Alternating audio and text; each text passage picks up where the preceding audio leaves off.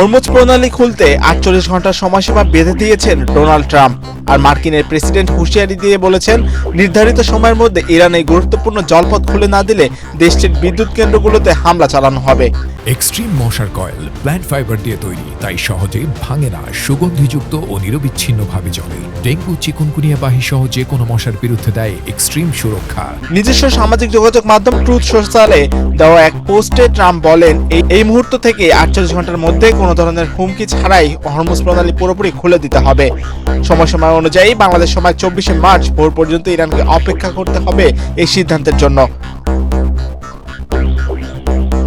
এরই মধ্যে যুক্তরাষ্ট্র, ইসরায়েল ও ইরানের মধ্যে চলমান সংঘাত 3 সপ্তাহ পার করে অনিশ্চয়তার নতুন পর্যায়ে পৌঁছেছে। ট্রাম্প একদিকে যুদ্ধ প্রায় শেষ বলে দাবি করলেও অন্যদিকে মার্কিন ও ইসরায়েলি হামলা অব্যাহত রয়েছে।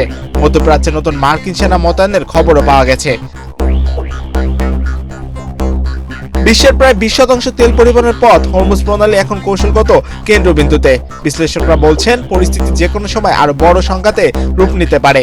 এদিকে ইরানও পাল্টা হুঁশিয়ারি দিয়ে জানিয়েছে, তাদের উপর নতুন করে হামলা হলে পুরো অঞ্চলের জ্বালানি অবকাঠামো ঝুঁকির মুখে পড়বে। এদিকে ফার্স্ট নিউজ এজেন্সি উল্লেখ করেছে, ইরানের সর্বোচ্চ জাতীয় নিরাপত্তা কাউন্সিলের প্রয়াত প্রধান আলী লারিজানি আগেই সতর্ক করেছিলেন, ইরানের বিদ্যুৎ সঞ্চালন লাইনে হামলা হলে আধা ঘন্টার মধ্যে পুরো মধ্যপ্রাচ্য বিদ্যুৎহীন হয়ে পড়বে। মেহবুব জামান, বাংলাদেশ প্রতিদিন।